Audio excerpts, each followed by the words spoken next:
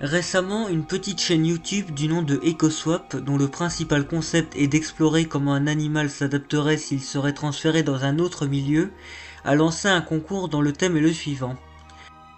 Dans la formation de Hell Creek, celle qui est le lieu de fossilisation de nombreux dinosaures ultra connus de la toute fin du Crétacé tels que l'iconique Tyrannosaurus Rex, a la particularité d'avoir un vide au niveau de sa chaîne alimentaire. En effet, on y retrouve beaucoup de carnivores de grande taille ainsi que beaucoup de petite taille, mais aucun de taille moyenne, rendant cette niche écologique sans fossiles découverts à ce jour.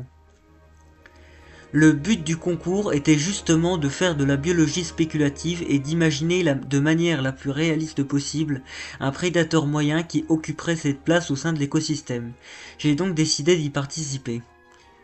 Comme clade phylogénétique duquel mon carnivore va évoluer, j'ai pris comme base l'ordre des Aetosauria, des sortes de tatous reptiliens avec des ostéodermes qui sont proches des Crocodilomorpha qui incluent tous les crocodiliens actuels. Et justement, la formation de Hell Creek est une mine d'or pour les pseudosuchiens. Donc le choix est parfait. Des fossiles d'Aetosaures ont été trouvés partout à travers le monde, dont en Amérique du Nord, donc pas de soucis niveau cohérence géographique. Cependant, les dernières espèces identifiées de cet ordre ont disparu aux alentours de la fin du Trias, soit vers moins de 100 millions d'années. Sachant que le concours se déroule entre moins 68 et moins 66 millions d'années, ce qui fait quand même près de 130 millions d'années de décalage. Bon, j'ai envie de dire les rhincocéphales sont apparus depuis 244 millions d'années, et pourtant il y a toujours un survivant actuel, donc je vois pas en quoi ce serait vraiment un problème. Assez parlé, il est temps que je vous présente mon carnivore moyen de la formation de Hell Creek que j'ai nommé l'Herméocéphalus, signifiant la tête d'Hermès due à ses pointes osseuses ressemblant au casque ailé du dieu grec des voyageurs.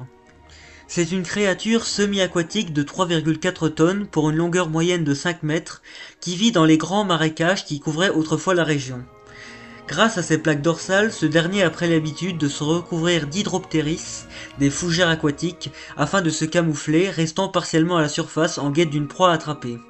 C'est grâce à cela que ses ancêtres ont pu survivre, ont pu s'adapter et ont pu se spécialiser de mieux en mieux à cette pratique.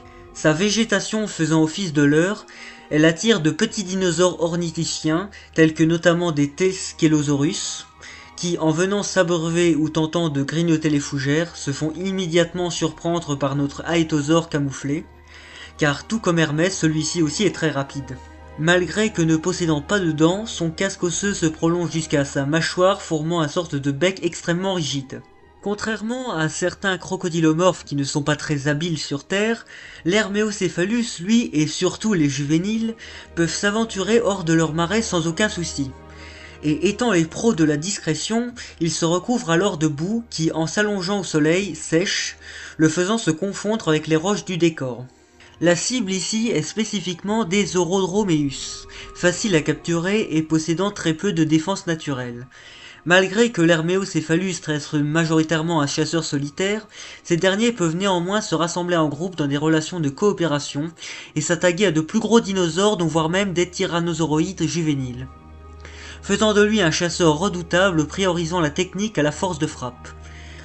Dû à son épaisse armature osseuse qui en feront envier aux ankylosaures de la région, peu de prédateurs oseraient s'attaquer à l'Herméocéphalus. À part quelques très gros crocodilomorphes suffisamment robustes oseraient l'affronter.